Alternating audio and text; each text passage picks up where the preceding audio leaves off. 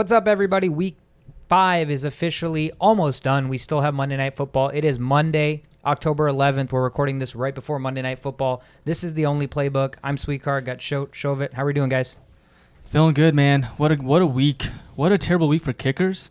God, yeah, that was so many extra points missed. So many extra points. So many field goals missed. I'm not sure what's going on there. Yeah.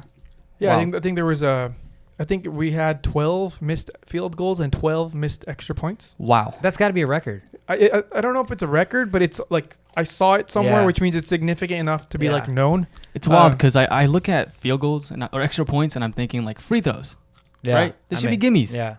But Even worse because a kicker's only job is that, right? Yeah. Free throws, at least your player doing other things. But yeah, such a wild week. Again, we're trying to get this done right before Monday Night Football where the Colts and Ravens are facing off so we can catch that one. Again, thank you so much for joining us. First things first, social media shout out. Everybody's been awesome. Twitter, Instagram, TikTok, YouTube, Spotify, Anchor FM, Apple Podcasts, Google Podcasts. We're everywhere. Engagement's been phenomenal. The support, the feedback, everything. We really, really appreciate it. So keep it coming, guys. Show's been killing it with the injuries on Twitter. Getting a lot of engagement there. That's kind of ironic. Killing it with injuries. Oh, man, that's funny. But speaking of injuries, let's jump right into the first segment. More running backs going down. You know, bad for football, bad for fantasy owners, maybe good for other advantageous fantasy owners. Kick us off with injuries. Yeah. So for fantasy purposes, this time of the year, it's brutal. If you're like a big draft guy and you're just like one of those guys like, oh my God, look at my draft. I drafted so well. Well, welcome to reality, my friends. This is the downside of what happens when you're just a draft. Rest on your laurels of the draft. Right. This is what happens. And we just have to be able to adjust to it. And we're going to give you some tips on that later down the road. But let's start off with what actually went down and why there are people available. So number one, it's got to be number one, right? Saquon comes back, has a great game. Now he's done again. We don't know for how long. News came out this morning that said X-rays came back positive. X-rays only show bones. They can't really show soft tissue issues like with an MRI. With an MRI, you can see like fascia, you can see muscle, you can see tendons, ligaments. Bones are the only thing you really see on X-rays, unlike air and gas. So the team released this morning saying X-rays came back positive, which has to mean there's something broken. But they haven't told us anything further. That's it. It's Monday. It's still a little early for all this, to jump on serious news. There's still stuff coming in throughout the day. We're going to hear more stuff come in after this podcast is over. So check out our Twitter to stay on top of all the news as far as injuries go and all that cool stuff. But, so Saquon's ankle looks like he twisted it really badly. I saw that swelling. Mm-hmm. I don't think I've ever seen swelling that quickly after a sprained ankle. So I think it's more than just a sprain. I couldn't tell. Did somebody actually step on his foot? He stepped on somebody else's foot. Okay. It just kind of looked like it's... It was completely on the side. Yeah. So it has to mean one of two things. One, it's either he's injured it so many times in the past that it's really easy for him to bend it that way. You would know about all I would know all about that. I got crossed over a lot on the basketball court. No, I'm just kidding. You did your share. Yeah, I did. But, so, it's one of two things. It's either he's just had terrible history of injuries on that specific ankle, or it just got torn. Something tore really badly or pulled a piece of bone off with the tear, which is what I'm kind of guessing. I can't say anything specifically. I can't see the x-rays, but they said it came back positive, so I'm assuming something's broken. So, that's 6 weeks. That's minimum. That sucks. God, man, you work your ass off to come back from such a big injury and only to have something else like happen. A freak accident, right? It's not like he was tackled. No. You just kind of stepped on the guy. But if you really think about it, like if you just step on somebody and break something, then maybe you're not supposed to be playing football. Maybe your job is something else. That's a good point. I think he needs to sit down. Yeah. I think he just needs to find something within himself that's not football and kind of like gear a little bit, bring that into his life a little bit, because clearly football, Saquon, you're just getting hurt all the time, man, and it's simple stuff like stepping on someone's foot, which is normal stuff that happens in football all the time. For a guy who has such big quads and stuff, it's freaking unfortunate. Maybe his quads are so strong that it just putting more weight down. More weight on his ankles. Be. Who knows? But yeah, that's the leadoff hitter as far as our injuries goes today. Next up, we want to touch on some Joe Burrow stuff because he's out there slinging the ball. We want to make sure he's healthy. He went to the hospital right after the game was over because he had a contusion of the throat. So that's a generic statement. That must mean somebody punched him or poked him in the throat somewhere. and like right in front of your neck, that's the trachea. Mhm. So, you can't breathe properly if somebody hits you there really hard. Right. So I'm assuming it's just that. And he was cleared today to come out of there, and everything should be fine. He was having trouble speaking, apparently. So did you guys see the play that supposedly he hurt it on? He basically got tackled, and it wasn't that anybody hit his head directly, but the impact of hitting the field, Uh-huh. his head like boom. Yeah. Like, it was very, very like a Recoil? whiplash. Yeah, recoil. Yep. Yeah. So, apparently he's good to go, and, it doesn't mess with his mechanics, so Yeah. let's hope for the best there. CEH, Clyde Edwards-Hilaire, looks like he injured his medial collateral ligament, the MCL. It looked like he tore his MCL or sprained it or something along those lines right when it happened. It wasn't too hard to figure out. I don't know why they didn't bring out the training staff. It was Yeah. like they made him walk. Tyreek Hill was carrying him off the field, which is that was very weird. But so he's going to be gone for a while. We're going to talk about picking up his backups and all that stuff later. But yeah, he's not going to be in anybody's lineup anytime soon. Daniel Jones had a concussion. You saw him stand up and go back. That looked awful. Yeah. These are kind of the things that happen after you get hit in the head really easily. He just stumbled over, right? Yep. Yeah. Like, he just looked very, very awkward. Yeah. A lot of things come at play when that kind of stuff happens. Like when you go to the ground and you stand up really quickly, the blood doesn't make its way back to the brain sometimes. But yeah, getting hit in the head is never a good sign. So they always have this intense concussion protocol, which I am under the impression he's going to pass this and he'll be back. But what do I know? We'll wait for the NFL guys to figure that one out. Same game, Kadarius Toney. He should be good to go next game. He did kind of get injured that game as well. They've already lost so many wide receivers, so I don't even think they can afford to sit him out.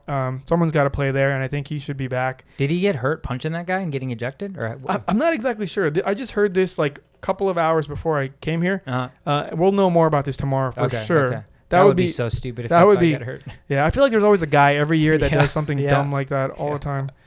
But yeah, those are all the big news.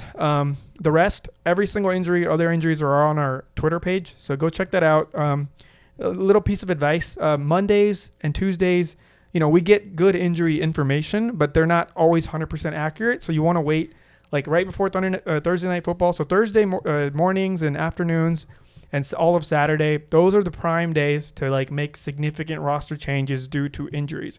So just throwing that out there.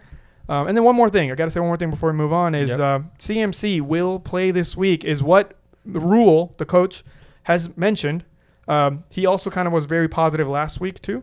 But, I mean, if he was that positive last week and almost coming back, and now, he's got This is 7 such days. an interesting topic for me. Threefold. One, my team scored 160 points without CMC, so you guys need to watch out. Two, CMC is my fantasy player, so I want him back. Three, of course, they're playing the fucking Vikings this week. So Yeah, and your friends are coming here. yeah, that are Panthers fans. And Jordan is coming into town to watch the Panthers game. Going to try to meet up with Jake, who's also a Panthers fan. So there's a lot on the line there. Yeah, I'm just going to mention the first thing you mentioned. Yeah. I didn't score 160 points, but I did lose my wide receiver 1, my quarterback 1, and my running back 1, Yep. and I'm still in the playoff race. Yep. So you guys still need to watch out for that too. Hell yeah, man. It's still early. We still got, 10 more weeks because of the extra week? Yeah. 9 more weeks. So anything can happen. Anything can happen. Yeah, don't look at that playoff percentage on ESPN on the right side. Don't Does look not at- mean anything. Don't Doesn't look at mean anything. anything. Don't look at anything ESPN provides. Okay, just don't do it. Yeah. You're just gonna set yourself Only up for look at failure. everything the only playbook provides. There you That's go. a good point. Yeah. Yeah. We are the only playbook, right? There is no other playbook out there. I don't know, man. I don't know of another one.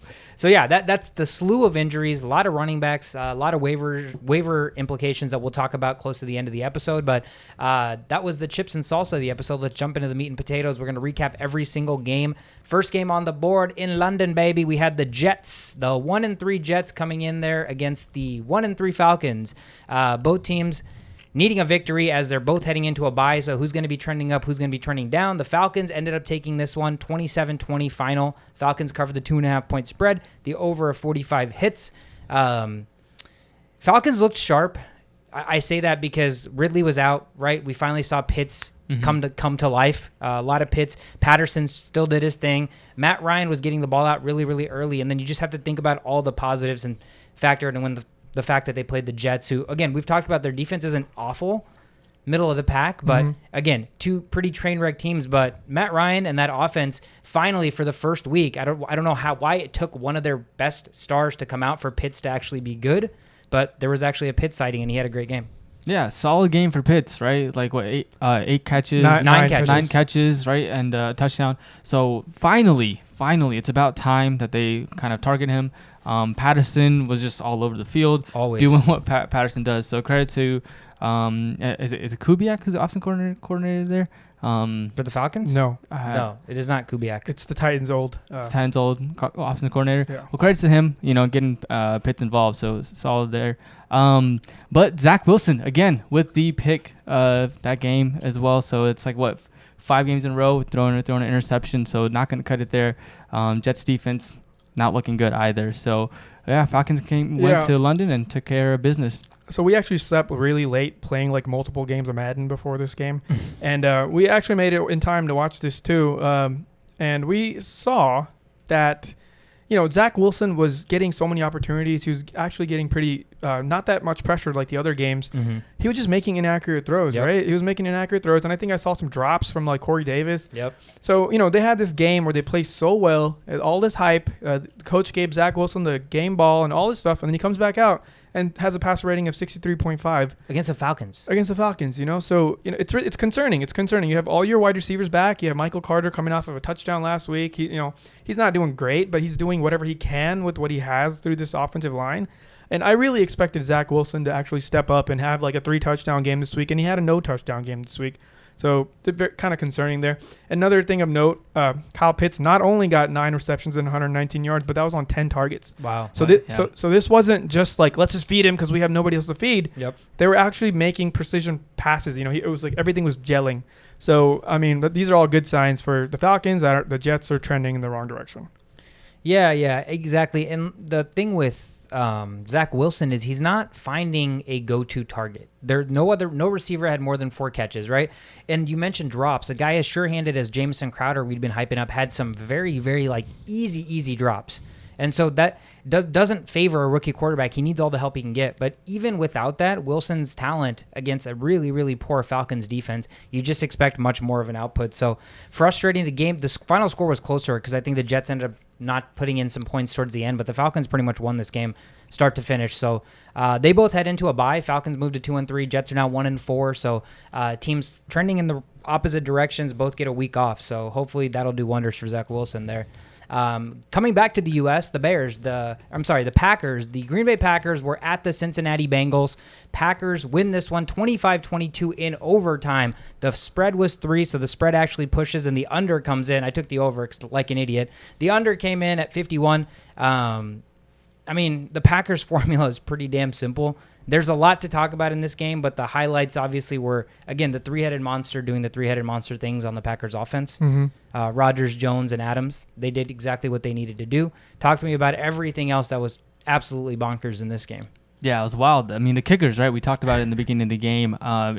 It's crazy that Mason Crosby misses 4 field goals in that game. I mean, it's Crosby misses, McPherson misses, Crosby misses again, McPherson misses, and those are all misses that you make it, you win the game for your team. So it's a wild series of events that go on in the fourth quarter and in overtime. Outside of that, Aaron Rodgers, man, that guy is completing passes to Cobb and Adams down the middle of the field that I'm shocked that he's able to get those in. Yeah. I mean, that's what Aaron Rodgers does, and that basically gives them a chance, no matter where they are, to win the game. Yep. Yeah. Cobb, he only had 3 targets, but he made 2 crucial catches, like you mentioned. Mm-hmm. That's what he tends. Looks like that's the trend here. They're not focusing on getting the ball to Cobb, but Cobb is getting open when the ball needs to be caught by somebody. Reliable. Devonta Adams, on the other hand, he had 16 targets, which is insane because their team only threw it 35 times. Yep. So 16 targets out of that. That's a crazy target share. That's like league-winning numbers if you can continue that, which he probably would. So if you have Devonta Adams, you're looking pretty happy right now. He had 11 receptions for 206 yards and a touchdown. So it's safe to say Devonta Adams will probably keep producing, not exactly like this, but similar to this versus some players like Tyreek Hill who are so bipolar with their numbers. So not just that, but the last week, Aaron Jones and A.J. Dillon kind of like split carries almost. Mm-hmm. That kind of mitigated this game. Aaron Jones had 14 carries. A.J. Dillon had 14 carries for 103 yards versus 8 carries for 30 yards. So I think that fear I know in my other leagues, a lot of people were freaking out about A.J. Dillon. Is he going to vulture, blah, blah. No, that is not going to happen. That's never going to happen. Aaron Jones is a top 5 to top 7 running back. He's not going to lose his job to anybody. Yeah, A.J. Dillon did come up with 15.7 PPR points. So it looks like he'll get those target like passing catches and things like that. So I mean, he's a good handcuff, right? If you need him as a backup. Mm-hmm. Yeah, he caught that touchdown pass. Right? He caught a touchdown pass, I'm pretty sure, on like the left sideline. Yeah, and I wouldn't expect that because Jones is a very good pass catching back. So the fact that they are using Dillon, I mean, I don't know. Maybe they just need to spell Jones because a lot of these big time running backs are getting hurt. So it's like, hey, maybe we should take a step back. So the key here isn't so much how well A.J. Dillon's doing. It's so much that there's nobody outside of A.J. Dillon that they choose to use when Aaron Jones is injured, when he's off the field, right? So that's what a good handcuff is. It's not like, there's people that go out there and go look at Nyheim Hines or whatever because he scores 2 touchdowns one game, and they're like licking his balls for the rest of the season. Whereas players like A.J. Dillon are so much more valuable because if something were to happen to Jones, it's just A.J. Dillon's show versus if something were to happen to Jonathan Taylor, it's not just Nyheim Hines' show. Yep. So, these things matter. Yeah. Other side of the ball. Yeah, Jamar Chase is the real deal. I mean, that guy making spectacular catches. His average of average separation this week was 1.35. 1.35 what? 35 yards. Oh, 1.35 yards. Where the league average is 2.88, and he still produced. If he's making catches towards the later half of the game, catches that matter in the sideline, tiptoes 2 feet in and making plays for his team. So almost could have 3 touchdowns. That bobbled catch. That was amazing to see. So Chase doing good things. Yeah, Chase is a star already. They got that LSU blood, whatever they're drinking there with Jefferson and Chase and all them. They're just coming out absolutely studs. And so that's interesting. That helps Burrow kind of solidify number 1. We talked about that coming into the season, and it's pretty evident it's Jamar Chase at this point. Pirine and Mixon kind of had a weird thing going on here this week where we didn't know if Mixon was going to play. He was late active, and then Pirine came in. Pirine got a touchdown. Pirine got hurt. Mixon came back in. Mixon scored a touchdown. So they're just doing a little weird stuff there. But I don't think long term, as long as Mixon is healthy, I don't think Pirine's really much of a factor. Yeah, no, he's definitely not. Joe Mixon, I think he was on a snap count, so that's why things are limited. He looked fully healthy. Yeah, he looked good. He looked fine, but I mean, it's the NFL. They're smart about Joe Mixon. That's one of their franchise players. They're not going to just throw him out there when they know that Samaje Perine is capable of doing what he did this week. Yep. So that's good to know that they trust Perine. He's trustable. And it's also just like the other situation I mentioned about the Aaron Jones and A.J. Dillon, Perine and Mixon. If something were to happen to Mixon, now it's pretty clear it's Perine's show. Yep. Because before the game, there was a lot of, maybe the rookie running back. Well, he didn't even come to the field. So yeah, absolutely. And again, you had highlighted the story of this game was just the kicking woes. Neither team wanted to win the freaking game. Yeah. Crosby missing a 36-yarder with 2 minutes left. I mean, that's some Vikings voodoo there. So it's nice to see other teams miss kicks for once. McPherson's was like 57 yards, so you give him kind of the break there. But even after missing that with 22 seconds left, Rodgers does Rodgers things, hits Adams, and they get back into field goal range. McPherson misses it again, and then you're like, okay, whatever. Or Crosby misses it again, and then in overtime, the Bengals get the ball, and Joe Burrow, man, you can't be doing this. First play throws an interception. Yeah. I mean, first play throws an interception, and you think Crosby's going to win it at that point, and he misses again. Yep. So, I mean, there were so much back and forth. This game should have ended in a tie at the end almost. But, man, it sucks that the Packers came out on top for division purposes. I mean, it's great being a Steelers fan. Yeah. For division purposes. I was really happy that the Packers won. won. Absolutely.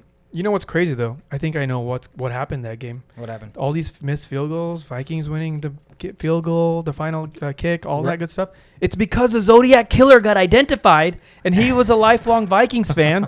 And now the curse is lifted, and we are back, Legatron, in this bitch.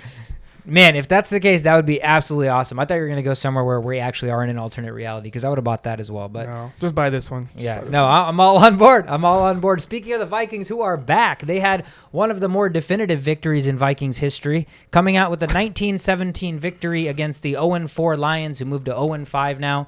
Lions covered the 10-point spread. The under 50 comes in. This was my survivor pick, so I took the Vikings. So I do move to 5-0. The story of this game to me was The Vikings defense was actually good, which the Lions aren't very good. So well, what do you want to say? They were 3 of 11 on third downs, 4 sacks, 1 interception, 1 forced fumble. Anthony Barr was back. He played every single snap. So I don't know what that means for Nick Vigil, who's actually surprisingly good, but nonetheless, the Vikings defense played well outside of that very, very final drive there. And to me, the game should have been over when we got the ball, when we sacked Goff back-to-back times on 3rd and 4th down, right? There was 3:30 left on the clock. The score is 16-6. Think about that. We're up 10 with 3:30, and we just got the ball at the Lions 35 because they went for it and didn't get it. So we're pretty much already in field goal range, up 10 with 3:35 left. We go 3 and out. Yep. We go 3 and out, and we're out of field goal range. We have to punt it. Mm-hmm. They come down, kick a field goal. So that's fine. That's fine, right? They kick it back to us. So we have 2 minutes left. All we need to do is get like 1 first down and the game's over. What do? We run, and then on 3rd and 7 against the Lions, when we have a chance to win the game, all we need is for us to complete 1 pass against the Lions, might I add, with an offense that we've been talking a lot about because the Vikings have a good offense. We run the ball again. Yep. We run the ball again. We get stuffed. Jared Goff marches straight down our throats, scores a touchdown. And what do the Lions do to actually just stick it up our buttholes? They go for 2. They go for 2. Dude, I did not see that one coming. 0-4 team has nothing to lose. Divisional game on the road. It's ballsy, but I totally respect it. And they get the 2-point conversion. At that point, I'm thinking not this same bullshit over again, but credit where credit's due. Kirk Cousins had 2 amazing throws to the one guy who literally didn't show up till the final drive, Adam Thielen. 2 crucial catches, put us in field goal range, and Greg Joseph it wasn't an easy field goal. 54-yarder, wins it. Curses lifted, like you said. We're going back to the Super Bowl, baby. We are back. Talk to us. I've never even been to the Super Bowl with the Vikings, so I don't know about going back there. But, yeah, man, the thing is, like, we're 2 plays away from having a completely different conversation right now, like a 4-1 conversation. It's the same thing. Kirk Cousins did the exact same thing the first game, same thing the second game. We're in perfect positions to win when we don't. So I don't know how to explain this outside of a curse. I just don't get it. But, yeah, I thoroughly enjoyed watching this game. But if they expect to win like this ever again, you can forget it.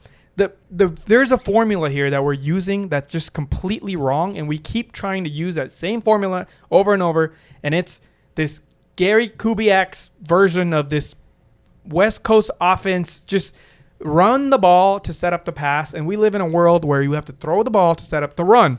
And it's just not going to gel. And we keep doing it. And we're running it on 3rd downs. We're doing all kinds of stuff, and nothing's changing, and we're predictable to everybody. You want to hear something fun? Another stat that coincides with that? So this year, on 2nd and 9 or longer, the Vikings have run the ball 15 times. That is 3rd most in the NFL. Who is doing it more than us?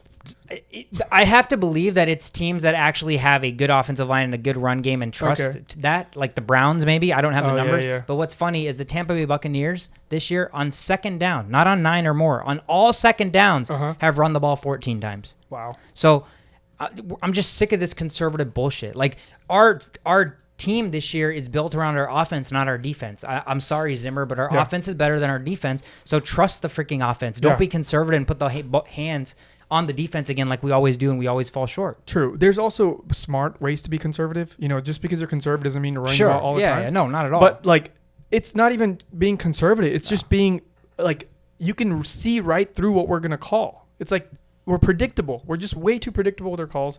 And we're not going to win games against good teams when we have to, like, it's 17-19 against the Lions, man. Like, what if it was... We pretty much had that game lost. Like, this game is 40-19 against the Bills. Yep. It's like... What are you going to do with running the ball 3 times? You can't. Yeah. So for me, I'm glad you guys ran the ball all those times because Alexander Madison had a big day. So love the handcuff pickups. I mean, I've got Cook and I had Madison in the bench, and he just did wonders. I mean, got a touchdown, I think 100-something. Had a crucial fumble, non-fantasy related. As a Viking fan, you can't do that. How many times are we going to have our best running back, Dalvin Cook, 2 weeks ago, Alexander Madison this week, Adrian Peterson for his freaking entirety of his career? Can our running backs hold on to the fucking fumble? It's crazy because from just looking at their like dreads in the back of their jerseys, they look like the same players and they kind of act like the same players in the fumbles and the shows you how good Madison actually is. You can't even tell that it's Madison when he's back there. Yeah. He's a beast. So yeah, it's crazy that the Vikings came back. 37 seconds left. I mean, Cousins went to work, man.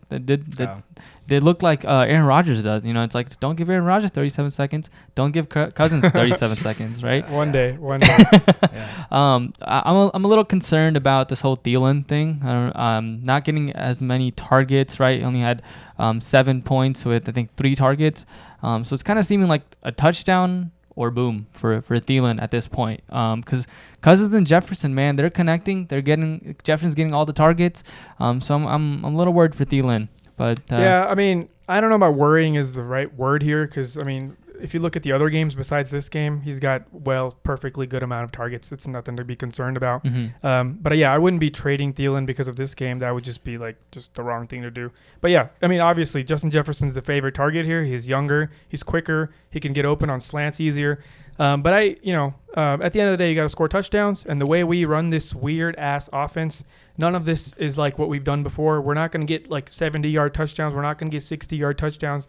It's just running to set up the pass, and we're not looking deep anymore. I don't know what's going on, but using all of that, that just means Adam Thielen and Justin Jefferson will probably both get around 10 targets a game.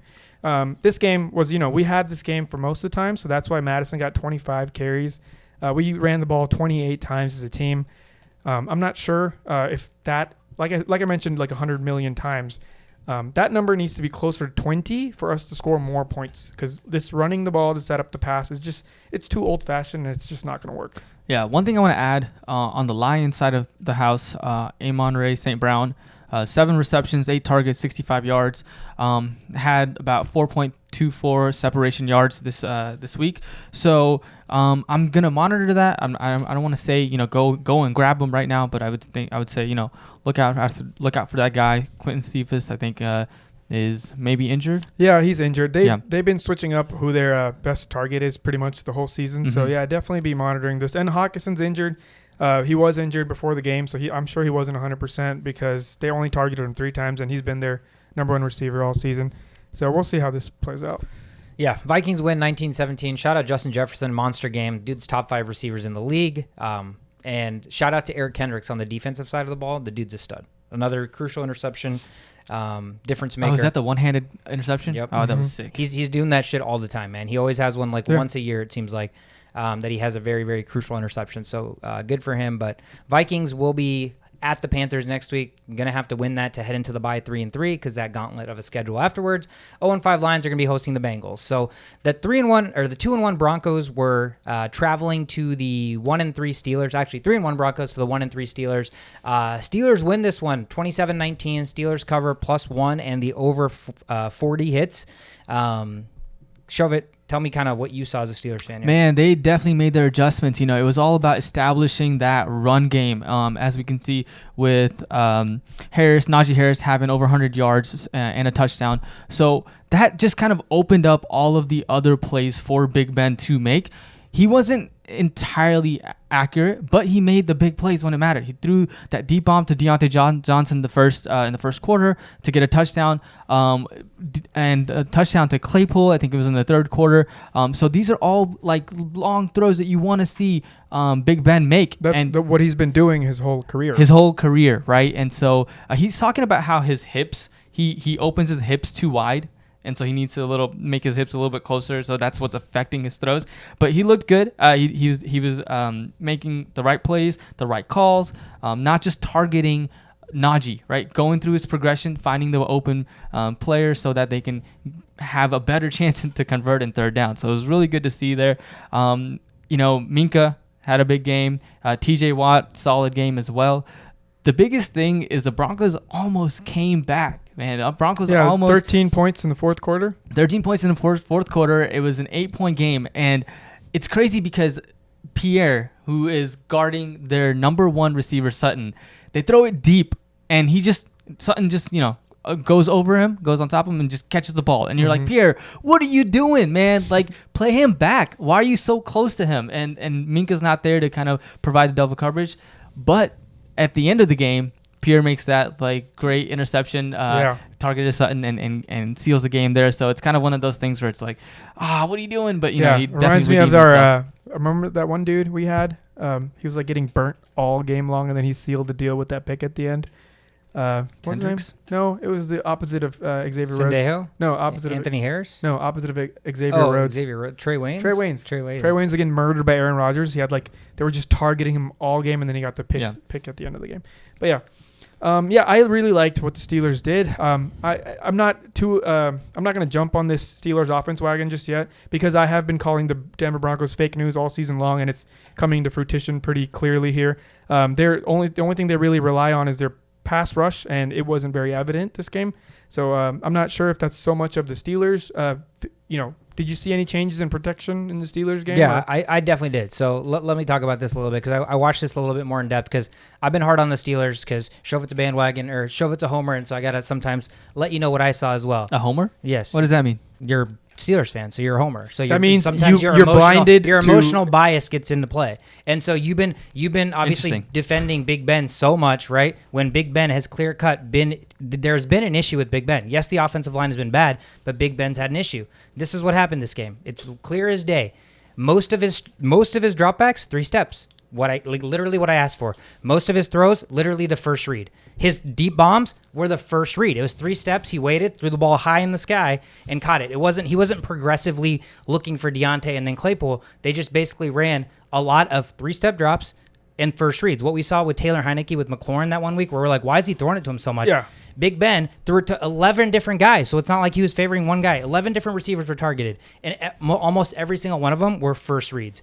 And like you said, the run established that, right? So Najee Harris with 23 carries for 122 yards, and so that was the key. We can't have Big Ben holding the ball longer than 2-3 seconds because the offensive line can't protect. And you can't be one-dimensional by not running the ball. Exactly. And you know how I mentioned the stat before that the Broncos weren't allowing more than 60 yards rushing and Harris didn't have more than that? So that clearly got fixed here and seems to be the key factor in Najee's a stud. Opening up the offense. Najee needs to get fed. He makes stuff happen.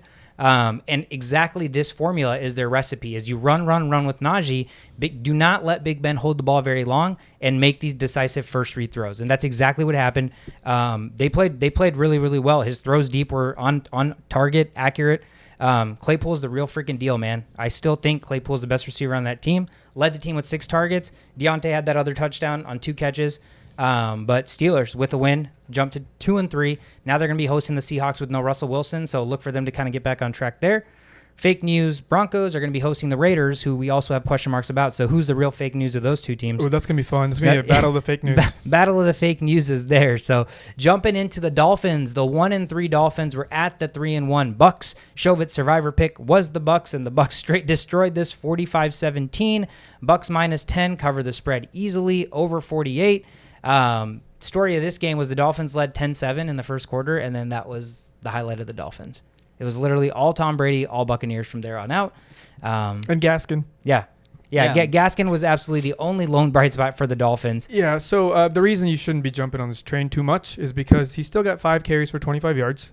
They were down. That's number 1 running back. Yeah, they were down pretty much most of their wide receivers, so they had to find a way to get the ball to somebody to catch the ball. And he ended up with 10 receptions for 74 yards and 2 touchdowns.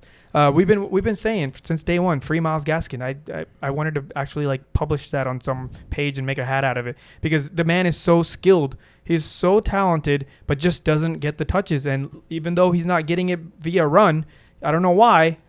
Because he had a 13-yard run there. They just chose not to do it. I guess because they fell down, but they haven't been down almost every game, and they just still haven't ran the ball very much with him. But they did get the ball in his hands.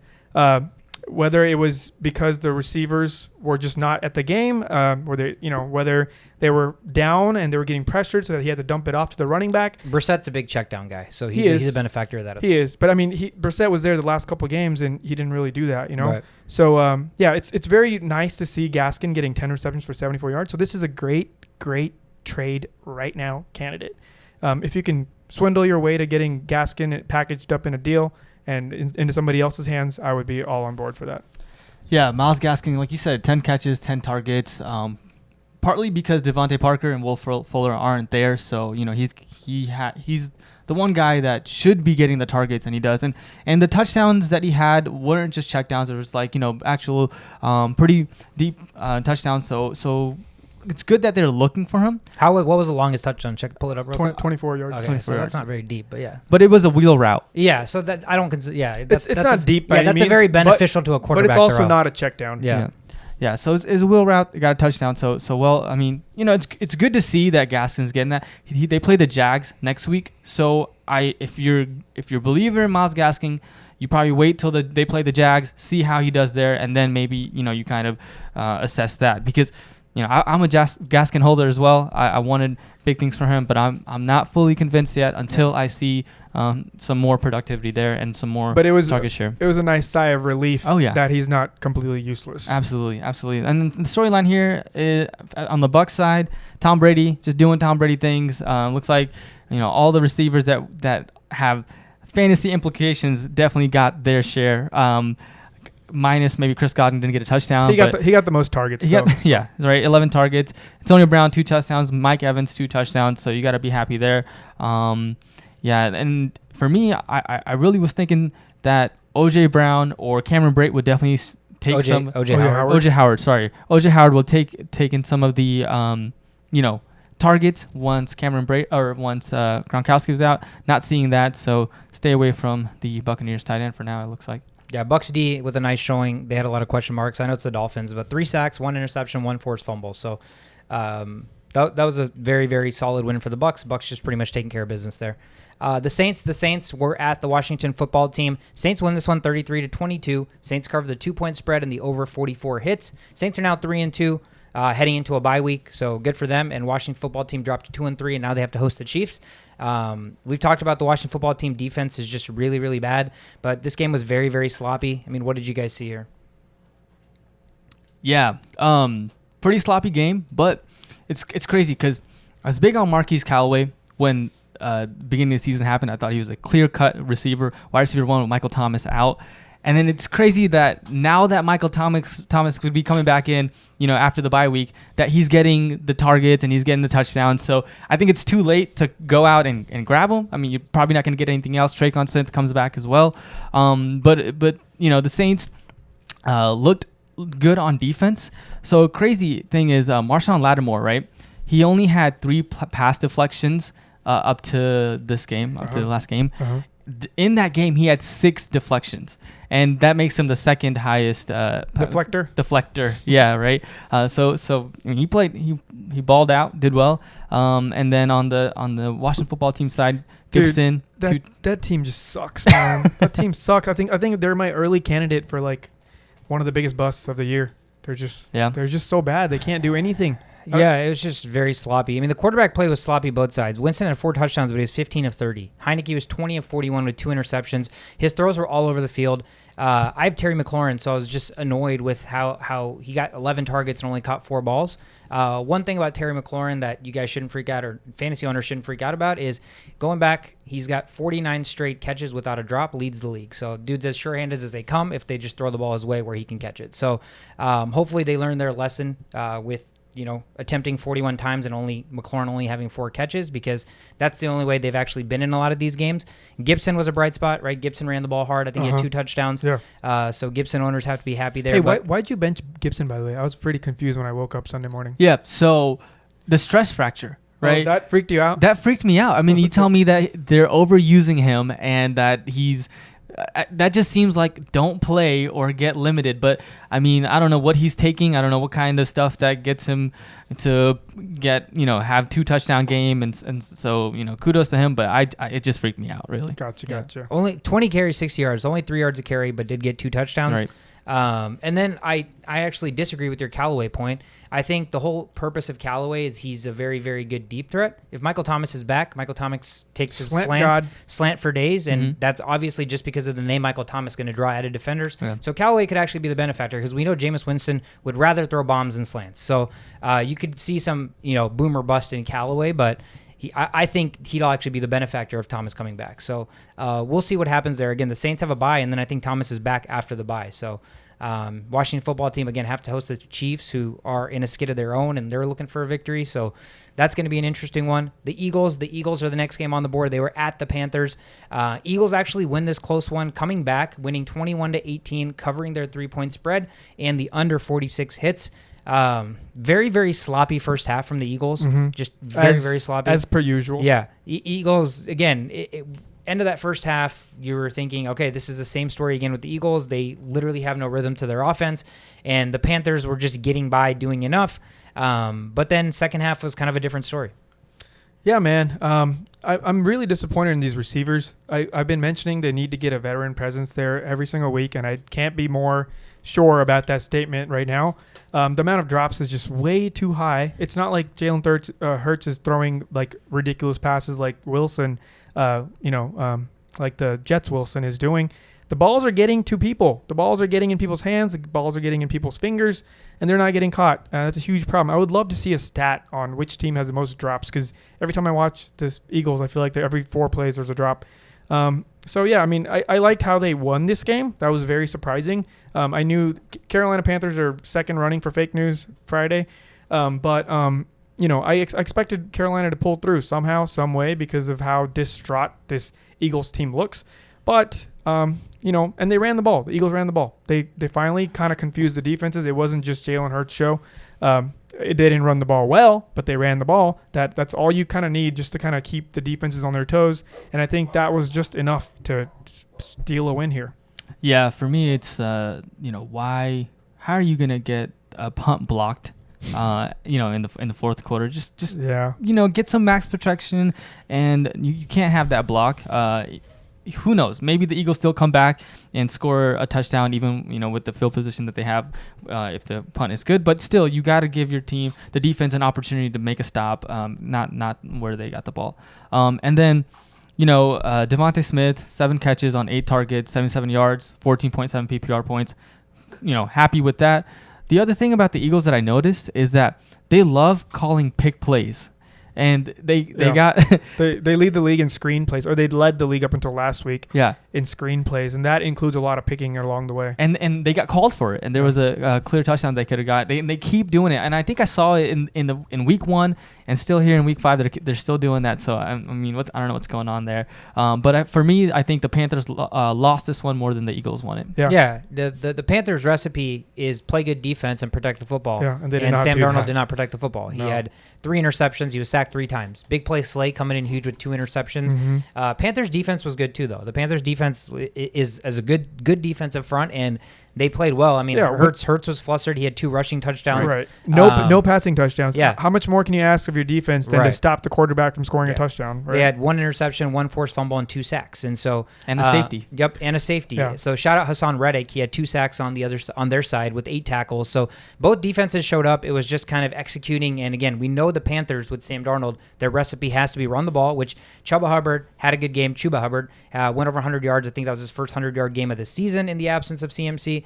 But again, Darnold has to protect the football. That's their key for victory. They're going to be hosting the Vikings next week, so that'll be interesting for all levels. We just talked about it. Buddy's coming into town. We're Vikings fans. It's going to be emotional. Punches might be thrown. Who knows? We'll see.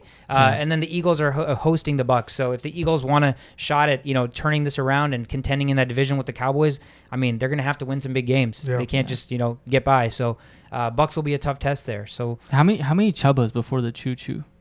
Chubba? Yeah. Chubba. Well, I think it's 8. You can probably forget all the Chubbas now because CMC's probably going to be back. Yeah. Rest in peace to all the Chuba Hubbards out there. Yeah. I thought 6, but 8's a good one too. Chubba, choo-choo, right? How'd you count? That's 8. Okay. Counted 8. Nice. Don't quote me on that. I don't know what the official Chubbas are, but so the Titans next game on the board, they were at the Jags. Titans win this one handily, 37-19. Finally looked like the Titans of, preseason and kind of what we expected. Again, it is the Jags. Jags are now 0-5, still searching for a victory. Titans are 3-2. They covered their 4.5-point spread. Over gets shit on. It was 49. Jags pretty much shot themselves in the foot. You're at home. You have a rookie quarterback. You can't go down early, and you can't go down early on stupid shit. Their literally first possession, they had a forced fumble return for 6, and they're down 7-0 already. So how are you going to put Trevor Lawrence in a position to succeed when you're the Jaguars, you're searching for your first victory at home, and you go down on the first possession doing some dumb shit like that? Yeah, man, I still don't. I don't get how the Titans are 3-2 right now. They look terrible. Bad. They're so bad. They're playing way worse than the Vikings are Their playing. defense That's for is so sure. bad. And they play just terrible all game long, and then they win games like this. Derrick Henry. So they're next on my watch to see how fake they really are. But I think they'll turn it around because we expected them to be like the top offense before the season started. Yep. And I think once they get AJ Brown was on a snap limit, which they did not mention to us fantasy owners. They mentioned to us after the game. AJ Brown actually mentioned it during his interview after the game. He said he was on a snap count. That would have been nice to know ahead of time, but it's cool. The thing is, he'll be back next week, and Julio should be back next week. And if they keep playing like this, playing super smart ball, 14 for 22 for Tannehill with a touchdown, no picks. They ran the ball 36 times with a whole bunch of different people, but Derrick Henry got 29 carries for 130 yards and 3 touchdowns. If they play like this, I don't know who's going to keep up with them. Yeah, James Robinson ran really well on the other end, though. That was, again, we were all high on Robinson. Just give him the ball. Mm-hmm. You only gave him the ball 18 times, and he produced 149 yards and a touchdown. Yeah. So if the Jags don't put themselves behind the 8 ball here, they have a real shot. I mean, what I just said, they have that forced fumble return for 6. They come back and answer, and then they do a very Jags thing, miss the extra point, so you're still losing, right? And so it never changed from there. After that, Henry just continued to run. Tannehill was efficient. Jags couldn't stop anybody down the stretch. And then there was one play that was kind of the deciding factor here is you're down 31-19, 4th and goal at the 1 yard line, right? So a touchdown here turns it into a 1 possession game. I think there was like under 4 minutes left in the game. And they hand the ball off to Carlos Hyde. What does he do with the ball? Loses 4 yards. Yeah. So if somebody explained to me when your running back's 18 for 149 and a touchdown, you have Trevor Lawrence who's mobile, who can run. He's big. It's 4th and goal. You could even quarterback sneak it. After the game, they asked Urban Meyer, and he was like, look, Trevor's just not comfortable in that position yet. We haven't gotten him enough reps. And then shooting his coach in the foot, they interviewed Lawrence. He was like, oh, no, I was ready for it. Yeah. Yeah. So Urban Meyer must be too busy still focusing on that blonde from the bar because horrible execution there. You score a touchdown there, you're right back in that game. Yeah, I don't think you should, shoot your player in the foot like that, saying he wasn't ready for it. Yeah. I mean, that's just what you ran that same play last week and he scored 2 touchdowns, didn't he? Yeah, that's kind of ridiculous. But Trevor Lawrence, outside of that, he had a good game, right? Fantasy wise, 21.72 points. He 273 yards, 1 touchdown, doing it with his leg, when possible, a touchdown, rushing touchdown as well. Laviska not so well. He had a really cool catch. Yeah, that one catch he had was amazing. He caught it all the way on this side, ran all the way across. He broke 6 tackles on that play. That was pretty Isn't that one play an indicator of how you need to feed that guy the ball? Like what the Jags? Cordell Patterson, man. This is another Cordell Patterson in the making. He's literally another unicorn. They have a great running back. They have a unicorn in this guy, and they just don't understand how to utilize it. Their game plan's horrible. Their play calling is piss poor. It seems like they're so close, though. Like they're so close to getting it. But what do you mean by that? Where? They're 0-5. How are they close? They're 0-5, right? Like the Detroit Lions are also 0-5, right? Yeah, but they're close. I'd say the Lions are close. Lions are very close. Yeah, but I mean, it's just like, Oh, you're saying they're close to they're like getting things back together. Things back together. Yeah, that's what I mean. Like, you just got to get that defense in line. Trevor Lawrence is looking better and better every day. We're seeing Robinson getting utilized. These kind of things I think they just need to figure out, and maybe not this year, but next year. Maybe Urban Meyer won't be around to see when it gets finished. I really hope he doesn't. Yeah. I hope he's not. I just don't think he's built for it. The dude was literally known for only recruiting. You don't recruit people in the NFL. Like, that doesn't work. You can't swindle them, be like, hey, I'll pay you a couple money, $100,000 and make you the most important player. That's not how the NFL works, Urban. So get better players, and I honestly don't think the team is behind him, especially after that shit that he pulled. Yeah, I mean, they said in the locker room they were like making fun of him. Yeah, so I mean, like, there's no respect for your head coach. That team's not going to. They're not built to succeed. You want a guy like Trevor Lawrence to succeed, and he's put in the worst position right now. So you feel for him as somebody who has so much potential. But Jags are 0-5. They're hosting the Dolphins, 2 shit teams. So maybe the Jags can come out victorious there. Titans are going to get exposed big time next week. They're hosting the Bills. The Bills are going to destroy them. Oh man, that's gonna be fun. Yeah, that'll be a good game to watch. The Pats, the New England Patriots, were at the Houston Texans. Patriots win this one in exciting fashion. 25-22 final. Texans cover their plus 8.5 point spread, and the over 40 comes in. Let me just be the first to say I was on record here saying that Bill Belichick absolutely destroys rookie quarterbacks. Davis Mills is a no-name rookie quarterback. There should be no point in him having any type of game. And Davis Mills pretty much outplayed Mac Jones. 312 yards, 3 touchdowns, no interceptions. I was wrong. So shout out Davis Mills. Yeah, solid game by Mills. they almost had it. The Texans they almost did. were able to take this game and win it. But I can tell you exactly when the game shifted too. But go ahead and talk first, and I'll mention it. Yeah, no, I mean, now I want to know. Okay, so it's the most Texans or a team that's so bad trying to figure things out, but they shoot themselves in the foot, right? So second half, the Texans are up 22-9. They end up punting, and then the Patriots go kick a field goal 22-12, right? Texans go 3 and out, and they're about to punt, but it's like 4th and 1 or 2, Yeah. so they're getting cute. They're like, we're gonna get our punter, we're gonna get our punter to act like a quarterback here and try to throw these guys off. And then the guy's like, never mind, I'm gonna punt it, but he doesn't go far back enough that a normal punter does. He only takes like 3 steps back. And what do you know? What happens? He punts it right into his fucking center's head. Yeah. Like that. If the Vikings did that, I would be irate. I would be punching a wall. Why are you getting cute there? Your punter's not like that. That's not a game. That's not a situation in the game where you need to be like, let's try to keep them on their toes. We're up 10. Punt the fucking football. Yeah, no, I agree. Trying to be too cute. Yeah, you said it and right. you're the Texans. Yeah. Yeah, not sure there. But in terms of like some fantasy implications, Hunter Henry, solid game. Yeah. 6 reception, 8 targets, 75 yards, 1 touchdown, and back-to-back touchdown in 2 games. So cool, good to see that Hunter Henry is getting those targets. Not so much for Jonnu Smith. Yeah. But Somebody's got to do. Right.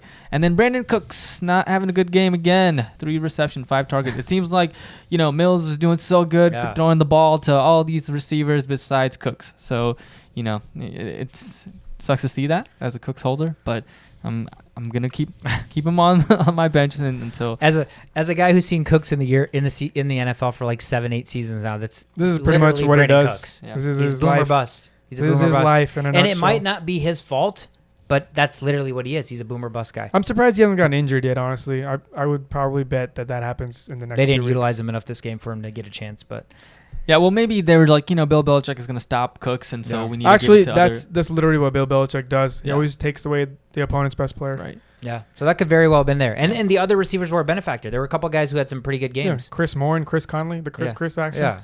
Chris squared Crisscross. action there. Crisscross. Crisscross. But yeah, the Patriots take care of that one. That was just an exciting game for me only because of that teaser bet that I put in. Otherwise, it wouldn't have been as cool. But they were down the whole game, somehow came back and won that. So they should have pulled that game out. Credit to the Texans for making it closer than it needed to be. The Bears pull off an upset here. The Bears were at the Raiders. Bears coming in 2-2. Raiders were 3-1. Bears win this one 20-9. Low scoring affair. Bears cover the plus 5.5 point spread. Under 45 comes in. Defense. Bears defense was the name of the game. Yeah. Yep. And we've been talking about it. Yeah. Las Vegas Raiders, fake news. Bears defense, very underrated, good defense. This was the result I expected. Justin Fields, with that last couple of games, he got he got his feet wet. Look, 12 for 20. That's pretty good for a rookie quarterback throwing a touchdown. He took 2 sacks. That's unfortunate, but, it's a learning process. He'll get better. Running back situation, without Montgomery, they went 2 running back set here, and they ran the ball a lot. 37 times. Yeah. 18 carries for Khalil Herbert, who was the rookie, I believe, Yep. and Damian Williams with 16 carries. They both played perfectly similar. Damian Williams had a cool little move that got him into the end zone. But, so it looks like they're very settled on rushing. So these are good signs for Montgomery when he comes back, and these are good signs for the Bears organization as a whole, because if they can do that, they can take pressure away from Fields, Yep. and that opens up play actions, and Fields can take off at any moment. So this offense will be fine. Allen Robinson, we talked about him last game. They didn't throw very much because they ran so much. Both Robinson and Mooney got 5 targets each. Robinson ended up having similar production to Mooney. 3 receptions for Mooney, 4 receptions for Robinson, 35 yards for Mooney, 32 yards for Robinson. So, yeah, they weren't focusing on their passing game, which is what they don't like to do. This is the Bears. Like, if there was a formula to see how the Bears win their typical games, this game is the perfect blueprint. They just threw minimal amounts, ran the ball a lot, played good defense, and that's usually how the Bears win games. Yeah, and in terms of the Raiders side, right? So Jacobs, 15 attempts, 48 yards, 1 touchdown. So, that's kind of what I expect from Jacobs, I think, at this point. I would expect a little bit more. A little more rushing I yards? think he'll get more carries. Okay. And it's the Bears defense. Like I said, it just gets underestimated all the time. But this is like I would say top 7 defense in the league. Yeah, and Renfro got most of the targets there. 6 receptions, 56 yards. Brian Edwards, man. That drop. That drop. That was one of the. That was that, and there was another one that you and I were watching. I forget who it was, but those were some of the worst. He didn't even have to jump up. It was like he was returning a kick. Well, here's the thing. He calls for the ball. He raises his hand because he's so damn open. Yeah, he's that open. He's calling for the ball, and then you don't make the catch. Like, what are you doing to your quarterback who's already getting sacked, and he's got sacked 3 times that game? So you need to help him out. Carr, I think, maybe even got hurt on a play or two. Peterman came in, but I'm sure Carr's back and he's good. But yeah, you got to help your team out there. So outside of Renfro, I don't like any of the Raiders receivers, to be honest. Yeah, I mean, this is pretty much what we expected, right? Nobody was jumping all in on these Raiders receivers just because of how they play. But yeah, Peterman came in. He ran the ball twice, right? He didn't throw a pass. Yeah. So there's nothing to worry about for Derek Carr. Peterman's got a backup job in the NFL, and there's some players who still don't. So that's weird. Yeah. Weird. Who's the first person you think of? Cam Newton. Yeah. Cam Newton. Yeah. Cam Newton could easily be a backup over Peterman, and could have ran the ball twice, probably for more yards. Yeah. Much more yards. But yeah, the Bears defense was good. 3 sacks, Carr had 1 interception. They held him to 188 yards passing, only 71 yards rushing. Raiders also were penalized 10 times, so there's just a lack of discipline. At home, especially coming off some pretty good games that they've played, you don't see that. That was very much of a letdown spot where they just maybe didn't come prepared. I mean, 10 penalties at home. You don't really expect that, but I mean, nonetheless, the Bears defense is good. And like you said, the one surprise to me was absolutely people were expecting Damian Williams to just come in and be the workhorse because of how much they feature Montgomery. But sounds like they have a lot of, confidence and expectations in the rookie Herbert because he looked really good too. So they both ran well. You just don't know if while Montgomery's out, it's going to stay running back by committee then. Yeah, I watched some of his games at Virginia Tech, and I remember how good he was. He's 5'9". Yeah. He's so small, but he reminds me a lot of Cohen, and just the way they runs. I don't know if he can catch like Cohen, but yeah. So it was nice to see him get some time out there. Yeah. So Bears will be hosting the Packers. Packers 4-1, Bears 3-2. Big divisional game next week, and the Raiders are going to be at the Broncos. So that'll be another big game for them. The next game, best game that I watched this weekend was the Cleveland Browns were at the Los Angeles Chargers. Chargers win this one 47-42. Cover the 2-point spread. The over 47 was literally just pushed by the Chargers team alone, so that got absolutely obliterated. And Chargers moved to 4-1. Browns are 3-2. Holy shit, what a game. Dude, Chargers scored 26 points in the fourth quarter. 41 combined points in the fourth. That was nuts. What happened to the Browns defense? What happened? The Chargers offense. Justin Herbert and Mike Williams is what happened here, man. I mean, Browns defense is really freaking good, and Mike Williams, both his touchdowns were like busted coverage, and nobody was within 15 yards of him. Mm-hmm. So what was that all about? Yeah, I mean, this offense, man, I think like the way they run their tight formations, it's so great to see. It's amazing like that. You have so much space when you have these guys close up and they like run out. Like Eckler can definitely get open and then break some tackles and get some yards after catch after that. So it's good. They're definitely drawing the right plays. Herbert is balling out, man. That guy, 4 touchdowns altogether. It's just 5 touchdowns altogether. One rushing, 4 passing, 1 rushing touchdown. And so it's crazy. Like I almost wonder if the Chargers and the Cowboys play similar offenses because that's the only game where the score hasn't been like a crazy low score. Yeah, it was a low scoring game. So I'm like wondering maybe they know how to stop each other because they're so alike. But this offense looks amazing and is able to beat the Browns defense, who their defensive line is amazing. They should be able to stop and sack Herbert. But I think it's the fact that you can stop a team with a good defensive line if they're one-dimensional, but you can't stop a team when they're two-dimensional. You can't stop any teams that's good playing multiple-dimensional football. And like you mentioned, Austin Eckler not only runs the ball well, he catches the ball well. Right. That's like a third dimension that you get with the running back that can do stuff like that. And Herbert not only throws the ball well, but he also runs the ball well. That's another dimension you get with the ball. And you have sure-handed players like Keenan Allen. You have people that stretch the field like Mike Williams, and then you got Guytons and Parhams, and it's just like, where do you start? How do you stop this team? This is like you said. I think it's a blueprint of the Cowboys offense. They're very, very, very alike. And it's crazy if you're the Browns and you're going back and looking at the video and the game script and everything of this. You look at yourself and you say, okay, we scored more than 40 points. We had more than 500 yards. We had 0 turnovers. Like, and we didn't win the game, and which is first time in NFL history that's happened. Yeah. Like, first team to lose having either 40 yards and 0 turnovers or 40 yards, 500 yards and 0 turnovers. So it's crazy to see that. The thing about this game was both offenses played their exact script and brand of football. Like the Browns, 230 yards rushing. Chubb, 161 and a touchdown. Hunt, 61 and 2, right? Mm-hmm. Baker had 305 yards and 2 touchdowns, which is phenomenal for him. But watch the tape. A lot of bootlegs, a lot of screens, a lot of like 5-yard passes to Njoku and run after. There was so much run after catch for Baker, right? Yeah. So his stats are elevated. But again, their run set up the pass, and that's what That's what the Browns do. And then on the other side, the Chargers are kind of a gun and run type team, right? Herbert had 398 yards passing. Eckler ran the ball 17 times for 66 yards. Also caught 5 for 53 and a touchdown. So they both played identical to what they probably think is an ideal offensive situation for themselves. But there was no defense to be found anywhere at all. And there were a couple crucial moments and a couple crucial things here. The Chargers were 3 of 3 on fourth down. So they converted all of their fourth down attempts, right? They were down 27-13 in the third quarter. So they were down 2 touchdowns in the third quarter, and they were 3 of 3 on fourth down. And there was There were 41 fourth quarter points, and the biggest thing of that were the Browns were 3 of 6 in the red zone, and the Chargers were 4 of 4. Yeah. So it was all about capitalizing there because down the stretch, it was 35-35.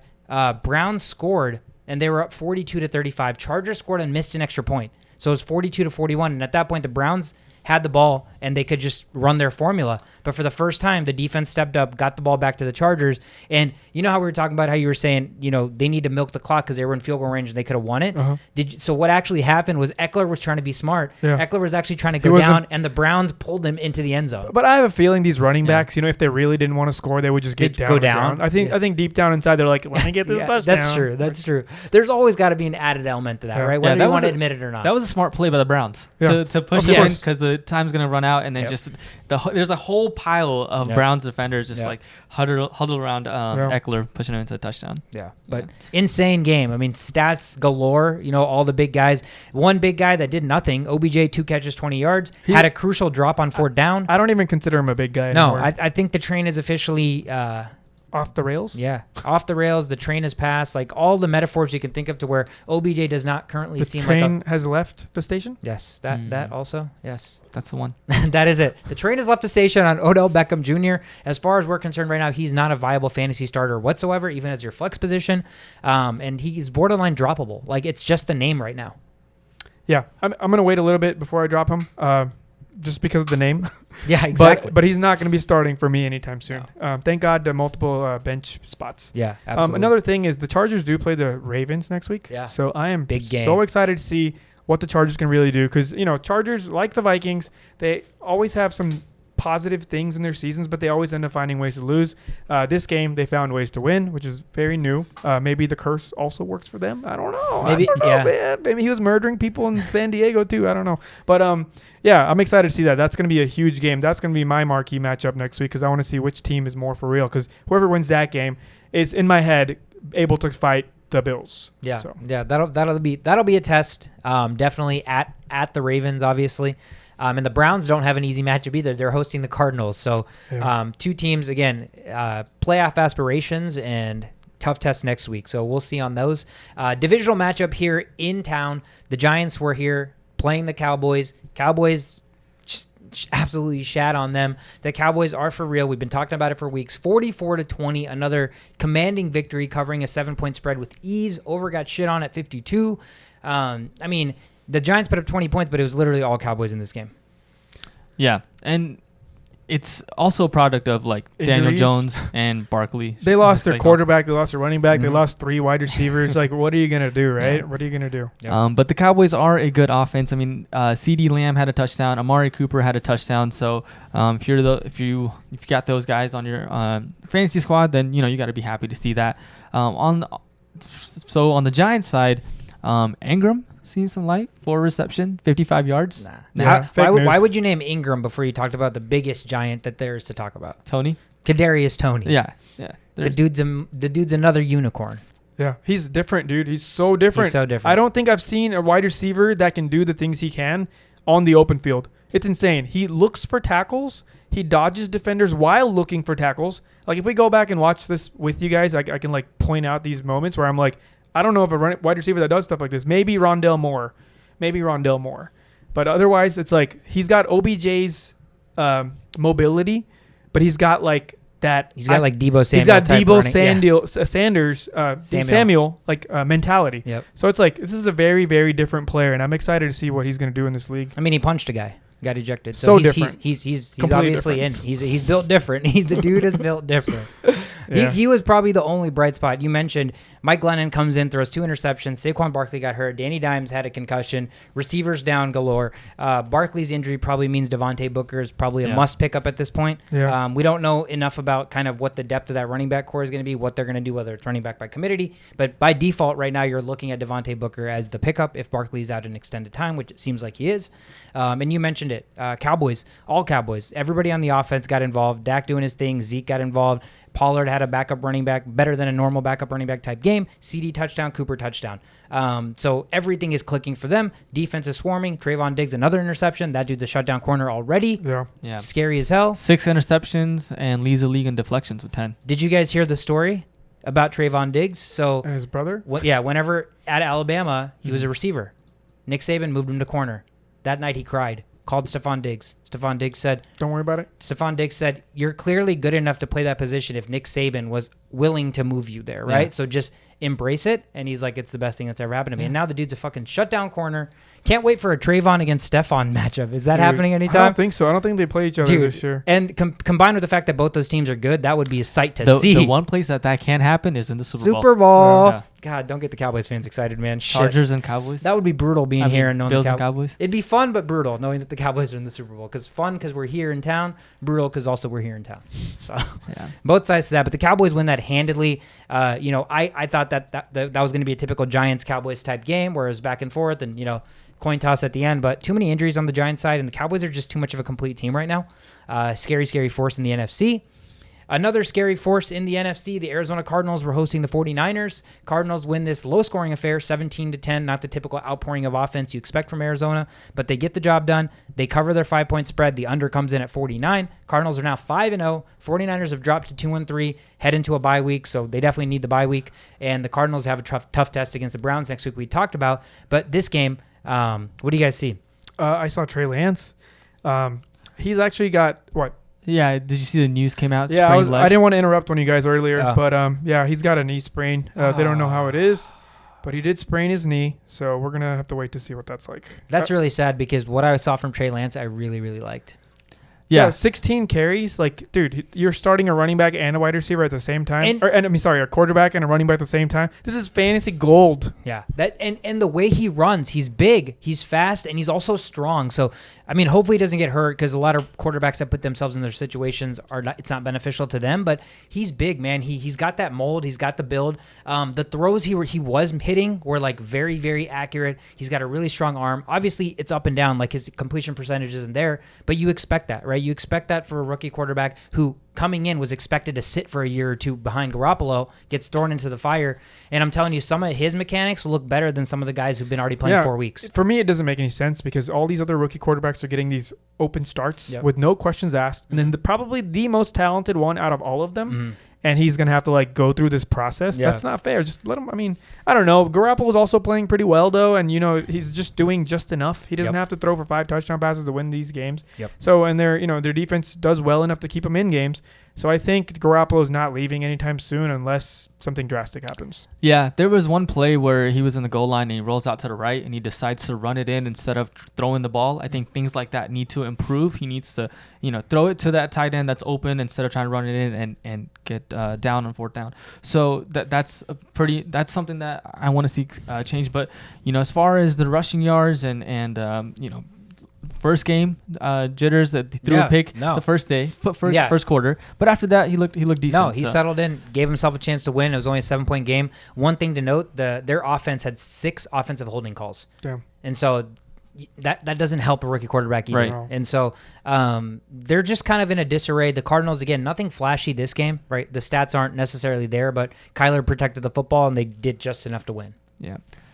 And then on the Cardinals side, man, DeAndre Hopkins, right? 765 career catches, which is the most receptions prior to a player turning 30, like Nice. prior to his Broke the 30th record? birthday. Which was Larry Fitzgerald's record. Nice. So it's crazy that AJ Green, I just had an epiphany. yeah. Larry Fitzgerald's still a free agent. What do you want to get him? No, the Eagles could need a get- veteran receiver. Oh wow. Larry Fitzgerald should go play for Philly. Yeah, but I don't think he's gonna go play for a shitty team. Yeah, At he this wants to win a point- Super Bowl. At this point, Yeah. he's going to probably the Patriots, the Buccaneers. Probably the only Buccaneers. team. Yeah, he's going to be their fifth receiver. My God, that'd be stupid. But Yeah. sorry. I think we failed as citizens of the NFL community because we allowed AJ Green, Rondale Moore, and DeAndre Hopkins to be on the same team. Yeah. Sort of vetoed that one. We Yeah. should have vetoed that one. Yeah. Yeah. Where's the democracy? It's not a democracy. That's messed up. Rondale Moore with the sick grab, right? So that grab on the Oh sideline. my God. Yeah, Next Gen Stats has that as 11.8% of Catch probability. catch Really? probability. I mean, that wasn't like OBJ hard. It was like that's doable in my book. I think it's doable? that's doable. Yeah. Yeah. So when I watched it, the ball is really, really far from the sideline. So like when you watch it real time, Yeah. I'm like, there's no way he got both feet in. It was impossible. And he did. It was impossible, and he got both feet in. Yeah, And so that's the hardest part, right? Rookie receiver 5'7". coming 5'7", coming from a league where for some reason the rules are different and you only need 1 foot to go down. So all things considered, I thought that was very, very impressive. Yeah, it But was yeah, impressive. yeah, It was there's definitely impressive. catches that are harder for sure. But either way, Yeah, and then Kyler Murray, not so great of a game as far as like what we're used to Stats. seeing stats wise. He could have had a wide open touchdown to DeAndre Hopkins, but he just kind of missed it, and Yep. he knew it right oh away yeah, too. it was like he did like a weird sidearm Yeah. thing, and he Yeah. knew immediately when he threw it. Yeah, so I guess credits to maybe 49ers defense to be able to stop them from scoring more points. Yeah. But for sure. they didn't For stop sure. it when it mattered. And But Hopkins ended up making him up for it by mossing that guy. yeah, that's true. Another thing we got to talk about is how the Trey Lance situation really affects the rest of the receiving core in 49ers land. Mm-hmm. They got plenty of targets, a good amount of targets or whatever, but nobody's going to produce if Trey Lance is the guy here, because when you're running the ball 16 times as a quarterback and the running backs are getting the ball as well, it's just not going to work for Deebo Samuel. So this is going to be his Achilles heel for him not to hit that elite level of wide receiving. As long as Trey Lance is there, he's not going to reach that number. Unless, well, I mean, it's Trey Lance's first start, right?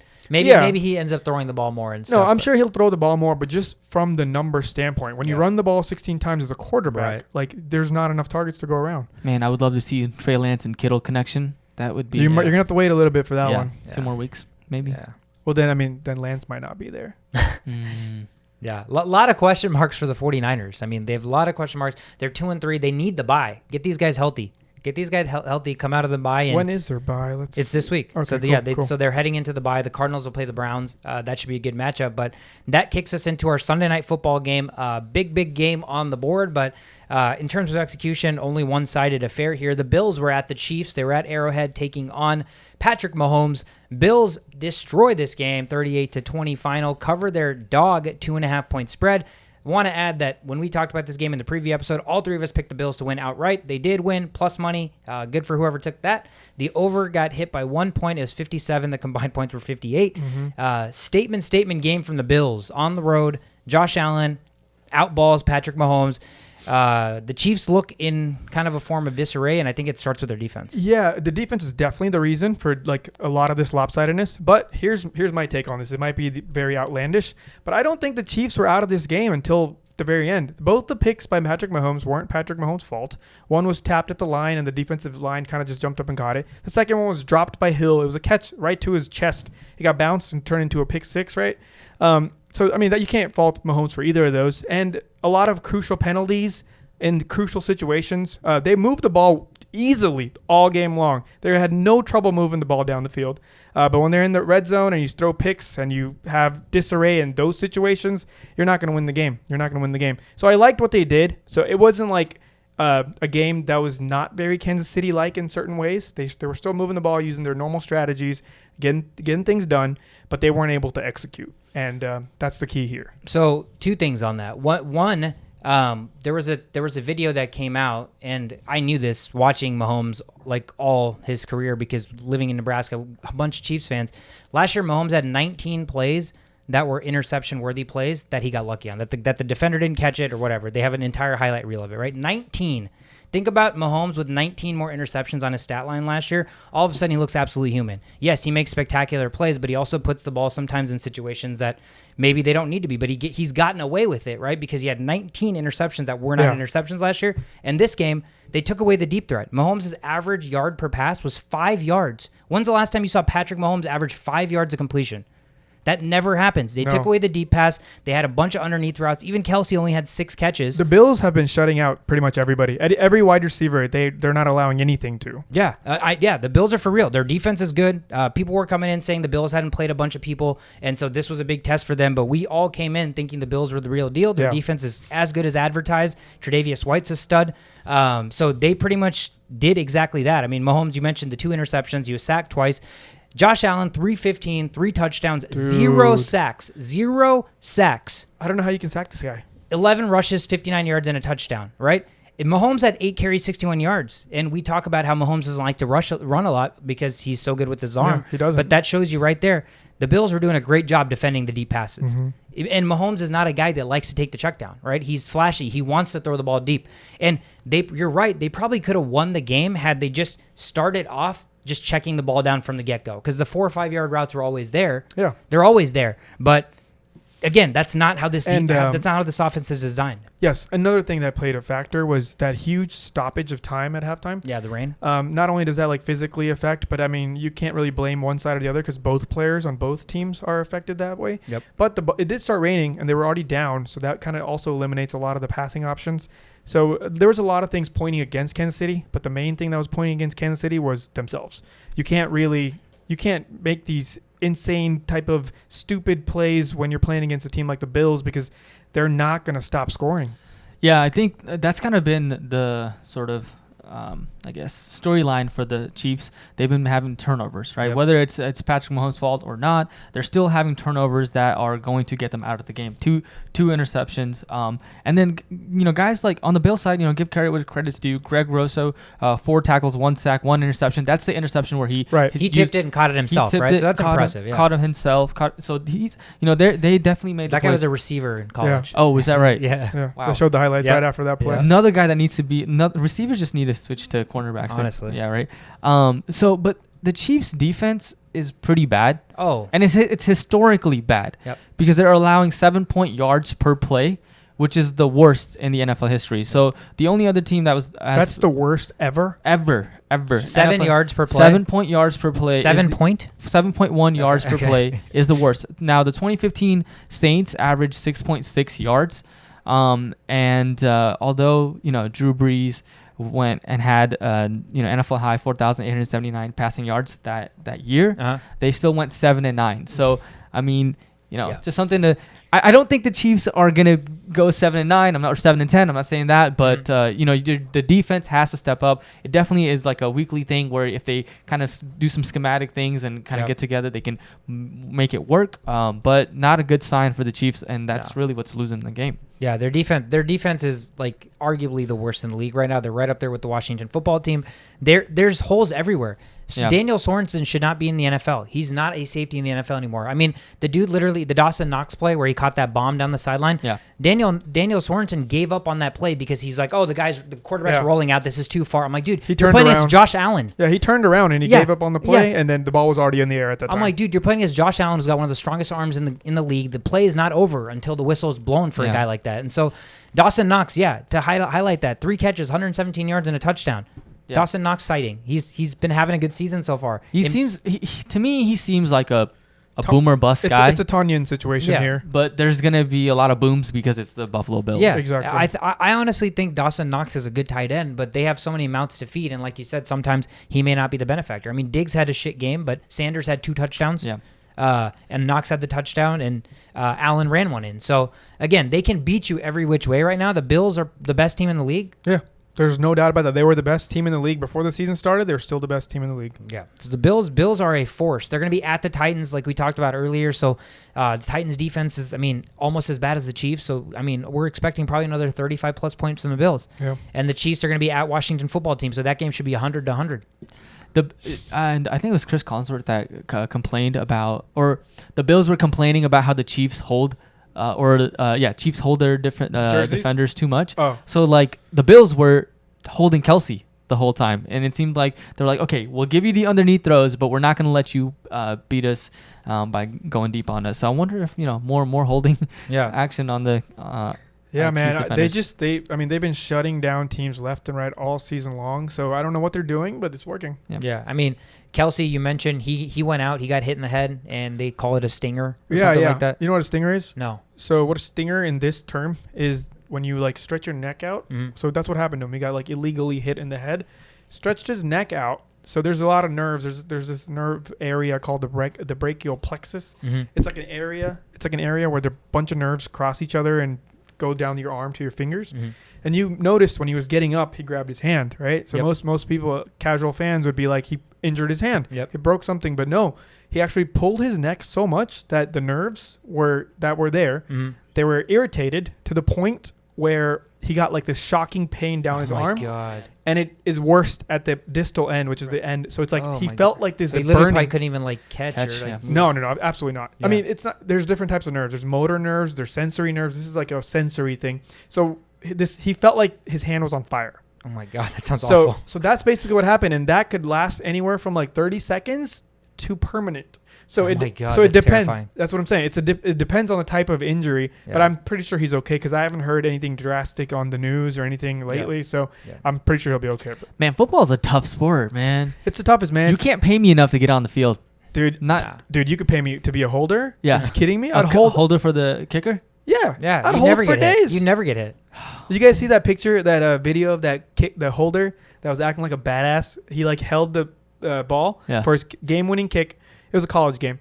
He's holding the ball for the game-winning kick, and he knew where the camera was. So as he gets the snap and he holds it, he points at the camera. Oh my God! Imagine if like, that guy misses. That's what I'm saying. But he was confident in his kicker. Yeah, that's cocky, but I mean, sometimes you got to be that. That's awesome. Though. Yeah. Yeah, that's a great job. You never get hit. You just hold the ball. You probably make $1 million. And sometimes until you you can get fake it. Yeah. Sometimes you can fake it and throw a touchdown pass. Yeah. And then at that point, you get hit and your career's over. You're dead. But no, yeah, absolutely. I mean, there's so many things that we need to see from the Chiefs. Their offense is going to be there. You can't just stop the Chiefs' offense, but their defense has to be like serviceable. They cannot be this downright bad. Mm-hmm. Any mistake that the Chiefs make, they're going to be losing at that point because their defense can't stop anybody. Yeah, they're going to have to make some trades. Absolutely. They're going to pick up some free agents. This is not going to work. They're not going to go anywhere like this. No. Chris Jones was hurt, I think. He's like their only good player. Was he hurt? Yeah, I don't think he played. Oh, okay. I don't think he didn't play. And then Tyrann Mathieu, I mean. Oh, I was thinking of Frank Clark. He's getting Frank paid Clark the played. big bucks. Yeah. But he didn't do shit. No, he didn't do anything. So Chiefs need to bounce back. They have the same record as the Vikings. So yay for Vikings. Monday Night Football is the last game on the board. That's going to be happening here in about 40 minutes. Again, we talked about it. The Colts are going to be at the Ravens. Ravens favored by 7, over under 46. Shishot's survivor pick is the Ravens, so that's still pending. Shovit, what was your survivor pick? Because I totally didn't talk about it. It was the Buccaneers, I believe. Yeah, Buccaneers. I did mention it? Yeah, Okay. Sorry. So Shovit hit his. I've hit mine. Shishot's is pending here with the Ravens tonight. Jumping into the last segment the second to last segment of the show, our fantasy stud and dud of the week. We'll each give you one player we thought was a fantasy stud. One player was a fantasy dud. Let's start with Shovit. Yeah, so let me scroll down here. I believe I had Myles Gaskin, right? Myles Gaskin, 2 touchdowns. Definitely, I think he had like 21.74 points as far as PPR points goes. So good sighting. Myles Gaskin, I didn't start him, but for those who started him, well done. I'm sure he would have gave you a very good opportunity. Can you tweet us if you started him? Screenshot your thing, because like that's impressive. I want to know if that was desperation or if you were actually smart. Like, did you have nobody else to start, or did you start him because you believed in him? I refuse to believe anybody willingly started Myles Gaskin against the Bucs. Because I've started him every single week until this week. Damn. I know. He's just one of those players. Everybody has that sometimes. Well, it's so PPR wise, you're like, okay, 8-9 points, whatever. I'll live with it as long as my other players are doing good. Yep. But the last game really made you not want to start him. Exactly. 10 catches on 10 targets. That's 10 impressive. catches, 100% catch rate. Yeah. My dud for this week is Allen Robinson, another guy with a big name but not big catches, and 4 receptions on 5 targets. Man, I don't see him getting back to what we are used to with Justin Fields as their quarterback. Prove me wrong, Allen Robinson, but you get the dud for this week. Yeah, I mean, run heavy. If you started him, that's like that's a huge red flag as you as a person, because you should have listened to our podcast already.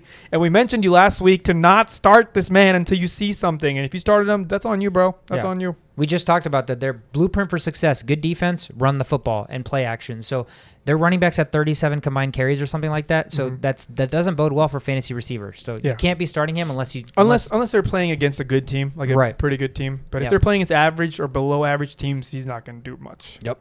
Yeah. So fantasy stud and dud for Shovit. What's yours? So my stud of the week is Josh Allen. Josh Allen's a clear-cut stud. There's literally nothing wrong in his game. There were some accuracy issues early on in the season, but the way he runs makes up for pretty much everything. He runs like a sprinter.